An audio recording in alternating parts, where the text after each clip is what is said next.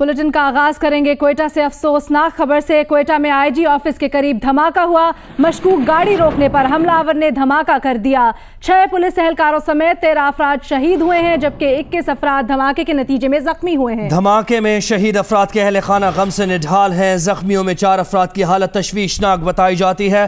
धमाका खुदकुश था। इब्तदाई रिपोर्ट में यह दावा किया गया है और इस धमाके में 75 किलोग्राम धमाका खेज मवाद इस्तेमाल किया गया। रिपोर्ट में यह भी बताया गया है बॉल बेरिंग और नट बोल्ट्स का भी इस्तेमाल किया गया। क्वेटा में आईजी ऑफिस के करीब धमाका हुआ, जिसके नतीजे में जानी नुकसान भी हुआ।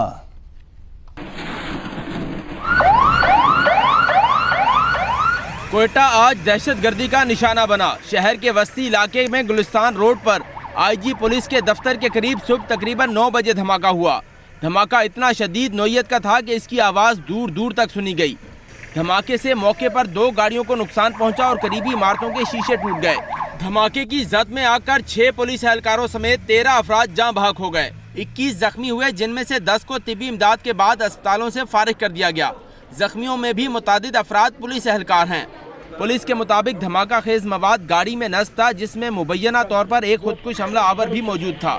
पुलिस एहलकारों ने मशकूक समझकर कार को रोका तो इसमें मौजूद हमला आवर ने खुद को आईजी ऑफिस के करीब धमाके से उड़ा लिया। खुदकुश हमला आवर के जिस्म के अज़ा इकट्ठे किए जा रहे हैं। IGFC major general Nadeem Anjum ने धमाके के मुकाम का दौरा किया। उधर DIG अब्दुल रज़ाक चीमा का कहना है कि CCTV कैमरों के जरिए धमाके की जगह को चेक किया जा रहा है। हमला आवर का हदफ क्या था, ये कहना अभी कबल वक्त होगा।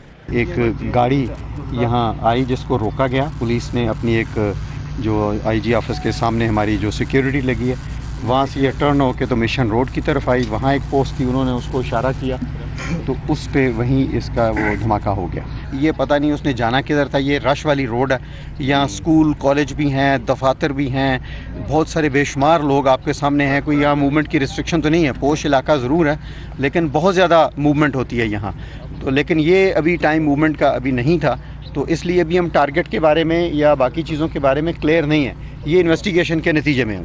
धमाके में जाँ भाग अफराद की लाशें और जख्मियों को सिविल अस्पताल क्वेटा मुंतकिल कर दिया गया, जहां पहले ही इमरजेंसी नाफिज कर दी गई थी। जख्मियों को फौरी तिब्बी इमदाद फराहम की गई। तमाम अस्पताल ज़राए के मुताबिक 4 जख्मियों की हालत तशवीशनाक है। कमिश्नर क्वेटा अमजद अली खान और DIG अब्दुल रज़ाक चीमा ने सिविल अस्पताल का दौरा किया और जख्मियों की अयादत की। क्वेटा धमाके में इस्तेमाल की जाने वाली कार से मुताल्लिक पुलिस तफ्तीश से पता चला है कि ये कार 1986 मॉडल की है और उसकी रजिस्ट्रेशन कराची की है, जबकि गाड़ी जमील नामी शख्स के नाम पर रजिस्टर्ड है और आखिरी बार इसका टैक्स 2008 में जमा हुआ था।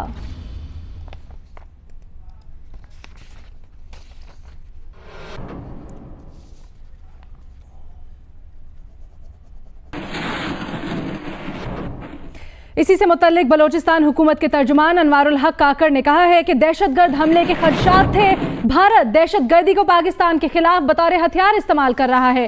क्वेटा हमले के बाद जियो न्यूज से गुफ्तगू करते हुए अनवारुल हक काकड़ का कहना था कि सिक्योरिटी के जो मुमकिन इंतजाम किए थे वो मौजूद थे। पुलिस एहलकारों ने अपनी जानों का नजराना देकर अवाम को बड़ी तबाही से महफूज रखा। पुलिस ने दहशतगर्दों को उनके हदफ तक पहुंचने से रोका। दहशतगर्दों ने आबशारा और सॉफ्ट हदफ को निशाना बनाया कि ये तमाम के तमाम जो सिक्योरिटी का मामला होता है वो अपने कहीं पूरी कोशिश और तुंदई के साथ ये काम कर रहे होते हैं। लेकिन आप एक जब बड़ी जंग का हिस्सा होते हैं, उसमें बाज़ औकात यही वार साइकोलॉजिकल आप पे दुश्मन करना चाहता है कि वो किसी न किसी सॉफ्ट टारगेट को पकड़ के वहां पे कोई वाकया करता है और ये एहसास दिलाने की कोशिश करता है कि वो इस जंग को चलाने को आगे बढ़ाने का अहल है। ये अभी भी इन्होंने बहुत ही आम शारात थी, एक सॉफ्ट टारगेट को निस्बतन टारगेट किया हुआ था। शायद ये आगे अपने टारगेट की ताने पढ़ना चाह रहे थे, जो ये नहीं पहुंच पाए। मेरी मालूमात है, मेरा अंदाजा है और ये मेरा व्यू है कंसिडर्ड कि बलूचिस्तान के अंदर और अमूमी तौर पे पूरे पाकिस्तान में हिंदुस्तान की रियासत एक इंतहाई गैर जिम्मेदाराना किस्म का किरदार है उसका, और उसने टेरर को as a weapon of choice के तौर पर हमारे आम आवाम के लिए, आम पाकिस्तानियों के लिए अनलीश किया हुआ है। और ये बहुत ही खित्ते के लिए कोई अच्छी अच्छा शगुन नहीं है। धमाके से मुतालिक मजीद तफसीलात मालूम करेंगे। धमाके की जगह पर ही मौजूद है नुमाइंदा जियो न्यूज़ सलमान अशरफ। सलमान, बताइएगा अब तक की तहकीकात में क्या सामने आया है, हमलावर का हदफ क्या था और जख्मियों की हालत में भी बताइएगा कैसी है उनकी हालत अब। जी एलिना, इस हवाले से सबसे पहले आपको बताते चलें कि इस धमाके में अब तक की जो सिविल अस्पताल तर्जुमान के मुताबिक 13 अफराद इसमें जाँ बहक हुए हैं, जबकि 16 ज़ख्मी बताए जाते हैं। इन जाँबाक अफराद में 6 पुलिस एहलकार हैं, जबकि बाकी जो इस वाक़े में जाँ बहक हुए हैं वो दीगर जो वहाँ पे पासर बाय और सिविल इदारे से ताल्लुक़ रखने वाले लोग थे वो हैं। ज़ख्मियों को मुख्तलिफ़ हॉस्पिटल्स में मुंतकिल किया गया है, जहाँ उनकी हालत ख़तरे से बाहर बताई जा रही है। इस वक्त धमाके की सूरत हाल ये है कि अभी तक जो तफ्तीशी टीमें हैं, जो स्पेशल क्राइम यूनिट है, वो अभी तक इस मौके से शवाहिद इकट्ठे करने में लगी हुई हैं। टीमें इलाके को मुकम्मल तौर पर बंद किया गया है, आमदोरफ्त मुकम्मल तौर पर बंद है, किसी को आने जाने की इजाज़त नहीं दी जा रही। फोरेंसिक टीमों को भी तलब किया गया है, जो क्राइम सीन के एक्सपर्ट्स हैं उन्हें यहाँ पे बुलाया गया है ताकि उनसे भी इसमें मावनत हासिल की जाए। CCTV फुटेज से मावनत हासिल की जा रही है, उसे देखा जा रहा है। हमलावर की आमद, उसके अतराफ़ में और जो गाड़ी है उसकी आमद, उसकी लोकेशन, उसका हदफ, इस तमाम के हवाले से अभी तक कोई भी वाज़ेह सूरत हाल हुकाम की जानिब से नहीं बताई जा रही। बज़ाहिर ऐसा नज़र आ रहा है क्योंकि जैसे ही जो CCTV फुटेज दस्तयाब हुई है और जो उसे देखा गया है, उसमें गाड़ी ने आके जो IG ऑफिस का बैरूनी दीवार है वहाँ पे जो बैरिकेड्स लगे थे उनको हिट किया है। इस दौरान जब लोग जो वहाँ पे मौजूद ट्रैफिक एहलकार थे, जो पुलिस एहलकार थे, उन्होंने गाड़ी को धक्का दे के साइड पर किया। इस दौरान धक्का देने के बाद जैसे साइड किया, उसके चंद मिनट बाद ही धमाका हो गया है, जिसके नतीजे में तमाम नाखुशगवार वाक़या रूनुमा हुआ। तो अभी तक तहकीकात ने कोई हतमी साइड जो है वो डिसाइड नहीं की। तहकीकात की जा रही है, शवाहिद भी जमा की जा रही है। सलमान, इस एरिया की सिक्योरिटी कैसी है धमाके के बाद, और ओवरऑल कोयटा की सिक्योरिटी से मुताल्लिक क्या इक़दाम किए गए? जी, आज वैसे ही जुमातुल विदा के हवाले से कोयटा में सिक्योरिटी हाई अलर्ट की गई थी। 5600 से ज़ायद एहलकार तैनात थे, जबकि RRG, पुलिस, BC और ATF के एहलकारों को खसूसी तौर पे आज एडिशन किया गया था। मुख्तलिफ एरियाज़ में जो नमाज जुमा के मुख्तलिफ मसाजिद, इमाम बारगाहों और दीगर मकामात पे नमाज जुमा की अदायगी थी, वहाँ पर खसूसी सिक्योरिटी प्लान तरतीब दिया गया था। इसके अलावा शहर में 70 से ज़ायद नाकाजात और FC और पुलिस की मुश्तरका पेट्रोलिंग भी की गई थी। इसके बाद मजीद उसे बीफ अप कर दिया गया है और मजीद जो है एहलकारों को विजिलेंट लेने के हवाले से हिदायत जारी की गई है। धमाके के बाद अब मजीद सिक्योरिटी सख्त कर दी गई है। बहुत शुक्रिया सलमान अशरफ, हमें अपडेट कर रहे थे इस धमाके के हवाले से और बता रहे थे कि जख्मियों की तिब्बी इमदाद जारी है और स्पेशल क्राइम यूनिट भी शवाहिद इकट्ठे कर रहा है अब तक। और आपको ये भी बताएं कि सूरत हाल के पेश नज़र वज़ीर आला बलोचिस्तान नवाब सनाउल्लाह ज़हरी से IG पुलिस एहसन महबूब का राब्ता हुआ है। IG पुलिस ने वज़ीर आला को कोयटा बम धमाके की रिपोर्ट पेश की। वज़ीर आला ने IG को शहर में सिक्योरिटी इंतजामात मजीद सख्त करने की हिदायत जारी की। वज़ीर आला ने यह भी हिदायत की कि दहशत गर्दों के खिलाफ भरपूर कुव्वत से कार्रवाइयाँ जारी रखी जाएं और दहशत गर्दों की कमर तोड़ दी रह जाने वालों को भी कैफरे किरदार तक पहुँचाया जाए। आपको बता रहे हैं वज़ीर आला बलोचिस्तान नवाब सनाउल्लाह खान ज़हरी से IG बलोचिस्तान एहसन महबूब का राब्ता हुआ है। IG पुलिस ने वज़ीर आला को कोयटा बम धमाके की रिपोर्ट पेश की। वज़ीर आला की IG को शहर में सिक्योरिटी इंतजामात मजीद सख्त करने की हिदायत दी गई।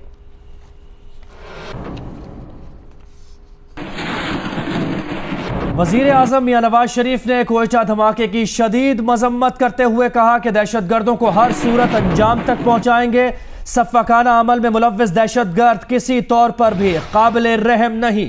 दहशत गर्दी इंतहा पसंदी को जड़ से उखाड़ फेंकने के लिए पूरी कौम पुरआज़्म है। वज़ीर आज़म ने मुतल्लिका हुकाम को हिदायत की कि दहशत गर्दी में मुलव्विस अनासिर को हर सूरत इंसाफ के कटहरे में लाया जाए। विफाकी और सूबाई हुकाम धमाके में मुलव्विस अनासिर की गिरफ्तारी के लिए कोई कसर नहीं उठा रखे।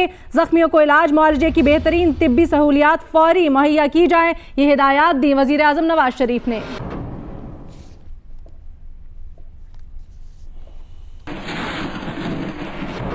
कोयटा में आज होने वाले खुदकुशकार हमले के बारे में मजीद मालूमात आप हमारी वेबसाइट www.geo.tv से भी हासिल कर सकते हैं।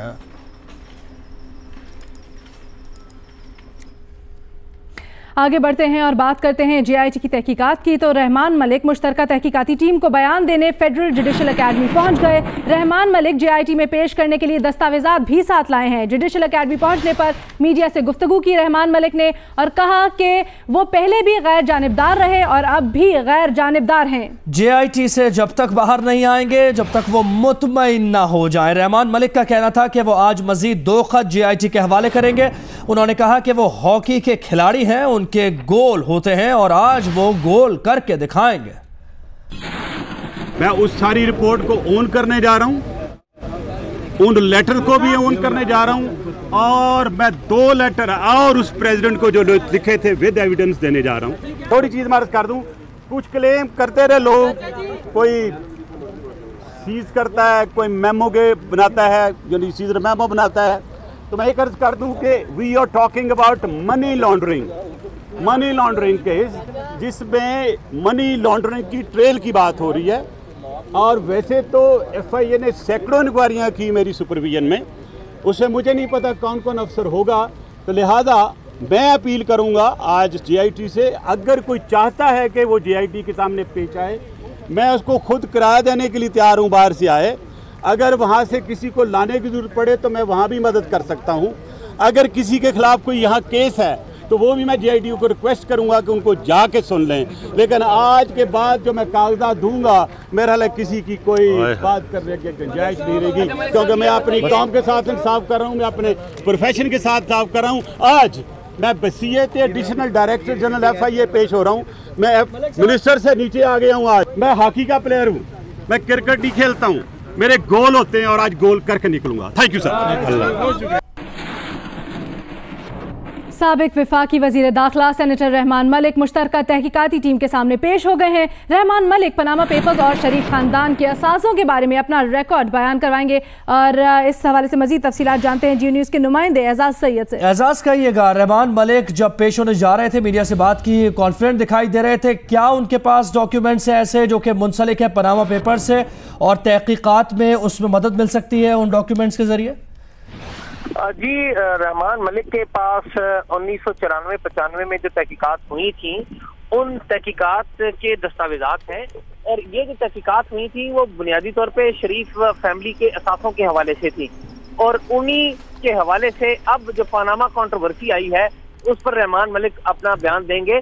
और यहाँ पर ये बात काबिल जिक्र है कि रहमान मलिक ने अपनी टीम के साथ हुदैबिया पेपर मिल्स और हुदैबिया इंजीनियरिंग के जो केसेस थे शरीफ खानदान के खिलाफ, उनकी तहकीकात की थी और बाद में वो अपनी नौकरी से अपने दीगर 10 के करीब दीगर 9 के करीब जो ऑफिसर थे उनके साथ मुअत्तल भी हुए थे और बाद में डिसमिस भी हुए थे। जी ठीक है, एजाज सैयद हमें रिपोर्ट कर रहे थे, बहुत शुक्रिया।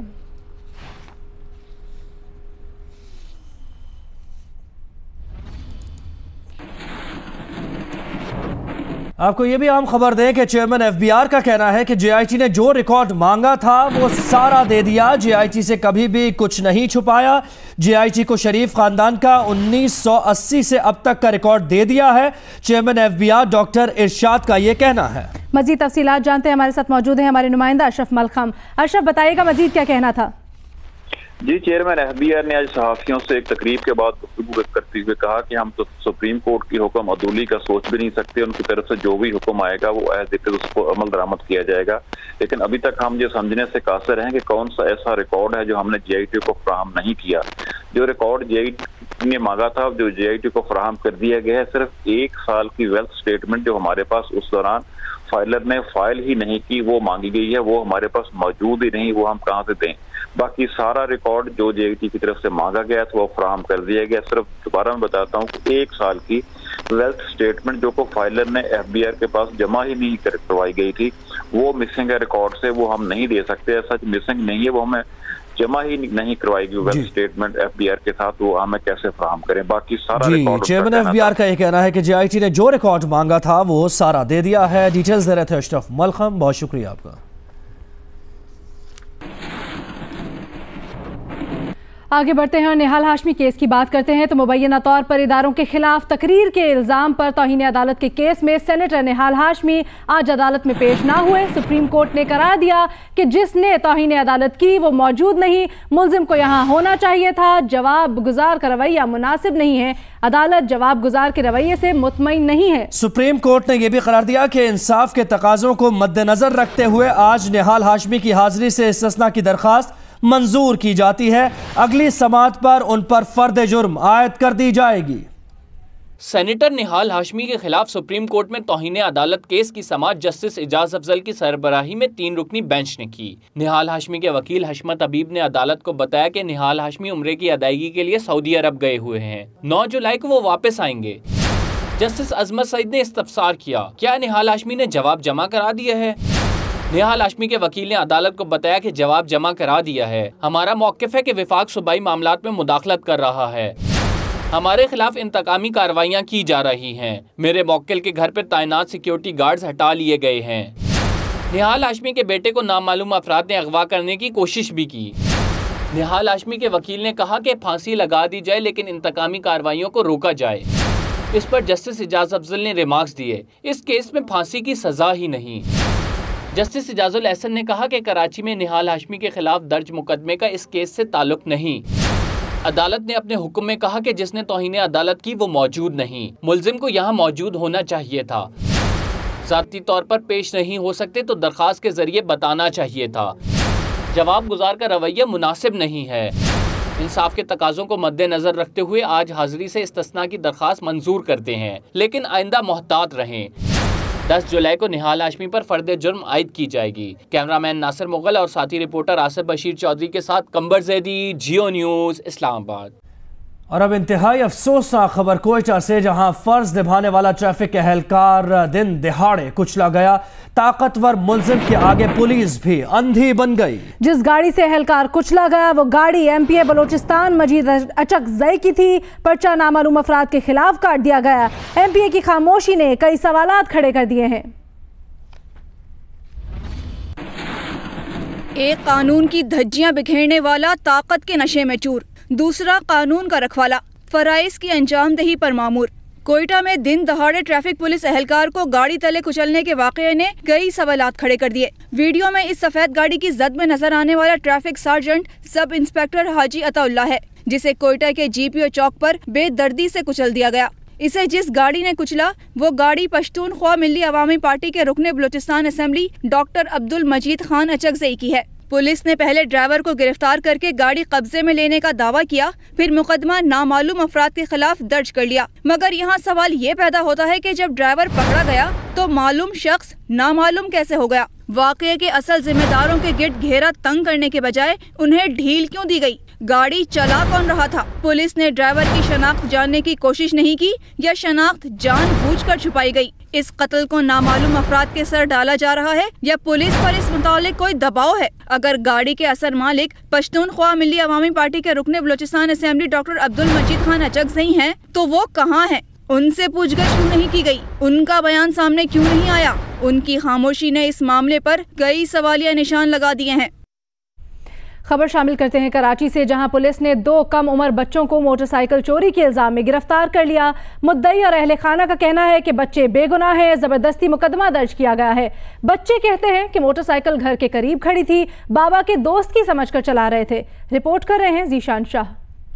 फिरोजाबाद पुलिस ने मोटरसाइकिल पर सवार 11 साला जलाल और 12 साला मोहसिन को रोका और कागजात न होने पर थाने मुंतकिल कर दिया। बच्चों के अजीज ने कहा कि मोटरसाइकिल के बारे में मुकदमा जबरदस्ती दर्ज कराया गया। अहले खाना का कहना है कि बच्चे बेगुनाह हैं, मुकदमा दर्ज करना नाइंसाफी है। मेरी मदयत में बच्चों के ऊपर नाजायज़ FIR काट दी और बच्चे अभी वहाँ पे मौजूद हैं इलाक़े में। हमारी नाजायज़ हो रहा है हमारे साथ और आला अहकाम से हमारी अपील है कि बच्चों के साथ जो है तावन किया जाए।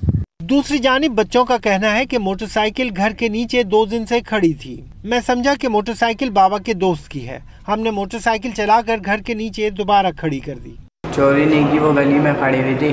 हाँ। तो मेरा ये लाल ने स्टार्ट कर ली, चलाने लगे। फिर 5-10 मिनट बाद जब वापसी गली में खड़ी करने लगे तो एक अंकल आ गए, उन्होंने नंबर पूछा, उसको पता नहीं था। फिर अंकल यहाँ पे ले कह रहे हैं तो चोरी की बाइक है। हमने कहा अंकल कहाँ से चोरी की बाइक है? अब हमें पता भी नहीं अंकल चोरी है। उन्होंने चेक करा, मोबाइल से कर रहे चोरी की है बेटा, ये चोरी की है। SP Jamshed quarters doctor Rizwan का कहना है कि दोनों बच्चों को स्नैप चेकिंग के दौरान गिरफ्तार किया गया था और बच्चों के पास मोटरसाइकिल के कागजात भी नहीं थे। मुकदमे की मजीद कार्रवाई AVCC को मुंतकिल कर दी गई है।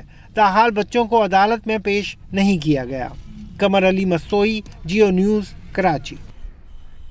अहम खबर यह कि 1 जुलाई से पेट्रोलियम मसनूआत की कीमतों में 6 रुपए लीटर तक कमी का इम्कान है। पेट्रोल की फी लीटर कीमत 2 रुपए 25 पैसे तक कम हो सकती है। जरा ये बताते हैं। जबकि डीजल की फी लीटर कीमत 4 रुपए कम हो सकती है। मट्टी के तेल की कीमत में 3 रुपए लीटर कम हो सकती है। जबकि कीमत में हतमी कमी का अंदाजा 26 जून तक इंपोर्ट तेल की कीमत पर लगाया जाएगा। आपको बता रहे हैं 1 जुलाई से पेट्रोलियम मसनूआत की कीमतों में 6 रुपए फी लीटर तक कमी का इम्कान है।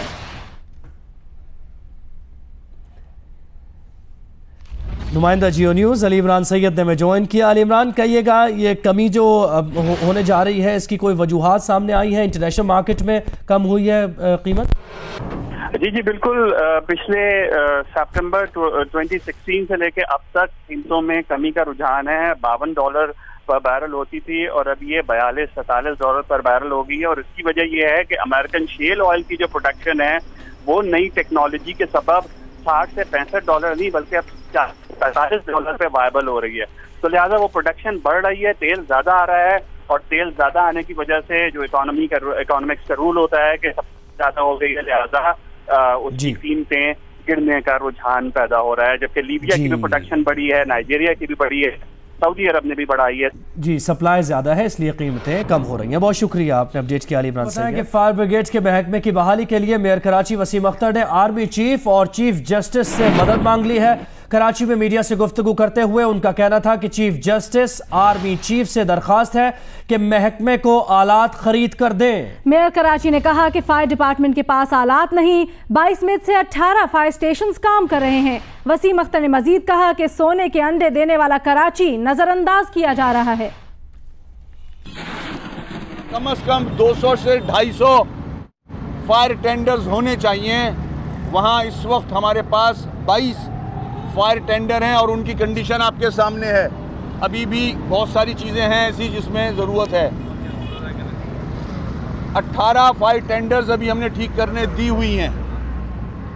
सिर्फ हमने, मैं समझता हूँ, 5% कामयाबी हासिल की है। सही है, 5%। कराची के हवाले से जो कराची की रिक्वायरमेंट है उसमें 0 से 5% पे आए हैं हम 5 महीने में कि ये इक्विपमेंट हमने ठीक कराया है। फायर टेंडर्स यूनिफॉर्म खरीदे हैं। जब मैं आया था तो फायरमैन के पास हेलमेट भी नहीं थे, कपड़े तो वर्दी दूर की बात है।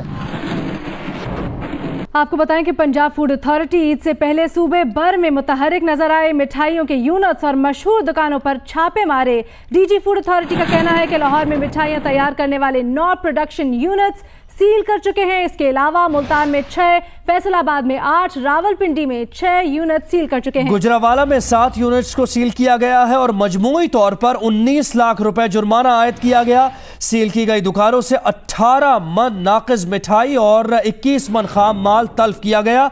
लाहौर में एक बेकरी को 10 लाख रुपए जुर्माना किया गया और 400 किलो मिठाई तल्फ की गई।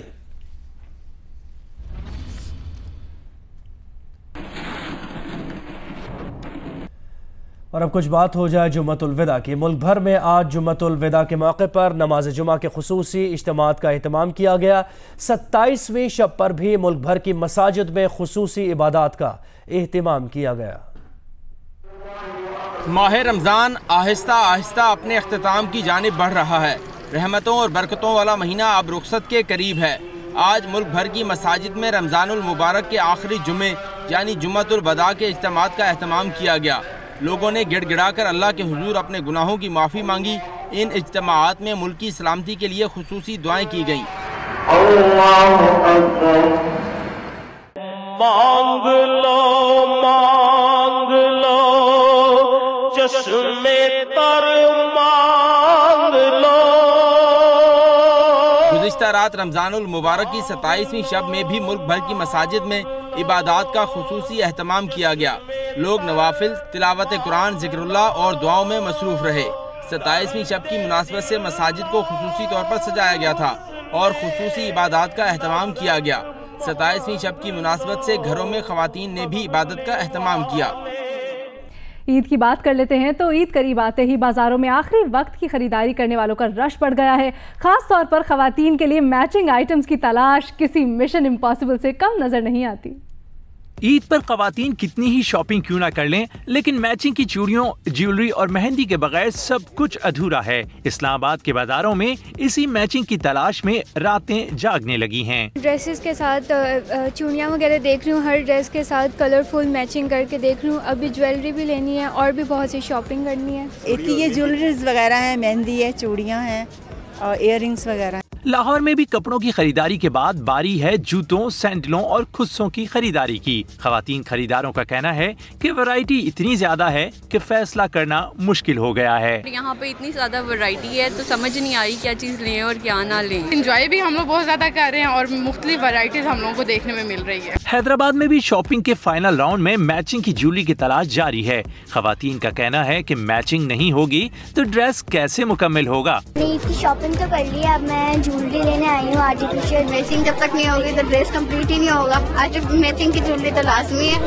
बस खूबसूरत होना चाहिए, भले आर्टिफिशियल हो या फिर सोने की हो। पेशावर में भी ईद से कबल बाकी रह जाने वाली खरीदारी मुकम्मल करने का मिशन जारी है। मर्द हजरात पेशावर की रिवायती सैंडल्स पसंद करने जोक दर जोक दुकानों का रुख कर रहे हैं। ईद की तैयारियों की बात हो रही है तो खवातीन की ईद की तैयारी चूड़ियों के बगैर तो मुमकिन नहीं होती और ऐसे में ईद के लिए बाजारों में मुख्तलिफ डिजाइन और धातों की बनी चूड़ियां भी खूब खरीदी जा रही हैं। रिपोर्ट कर रहे हैं अली नईम। ईद पर खवातीन कितनी ही शॉपिंग क्यों ना करें, लेकिन चूड़ियों के बगैर ईद की खुशी अधूरी रहती है। इसी अधूरी खुशी को मुकम्मल करने के लिए खवातीन चूड़ियों की दुकानों का रुख कर रही हैं, जहां चमकते नगों वाली, फैंसी, वेलवेट और प्लास्टिक की चूड़ियों की फरोख्त उरूज पर है। हैदराबाद की दुकानों पर एक से बढ़कर एक खूबसूरत डिज़ाइन और रंग की चूड़ियां दस्तयाब हैं। खवातीन का कहना है कि मेटल समेत दीगर धातों से बनी चूड़ियों के डिज़ाइन अच्छे होते हैं जो कांच की चूड़ी में दस्तयाब नहीं। मुझे चूड़ियाँ बहुत पसंद है तो मैं अपने ईद के लिए चूड़ियाँ ले रही हूँ और मुझे चूड़ियाँ बहुत अच्छी लगती हैं तो मैं अपनी मैचिंग के सूट की चूड़ियाँ ले रही हूँ। मेटल चूड़ियाँ ज्यादा पसंद की जा रही है यहाँ पर ना, मीने वाली मेटल है, कलरफुल यानी कि जो मैचिंग जैसी हो अच्छी लगती है। आजकल ज्यादातर वेलवेट की चूड़ियाँ चल रही हैं, पहले कांच की चूड़ियाँ चल रही थी जिसपे डिस्को भी लगी होती थी, लेकिन अब वो बिल्कुल नहीं चल रही हैं। आजकल वेलवेट की चूड़ियाँ बहुत चल रही हैं तो इसलिए मैं लेने आई हूँ अपने सूट के लिए ऑरेंज कलर की। कांच की चूड़ियाँ फेल हो चुकी हैं, अब चल रही है मेटल की चूड़ियाँ। खवातीन का कहना है कि हाथों में खूबसूरत चूड़ियों के बगैर ईद के रंग मुकम्मल नहीं होते।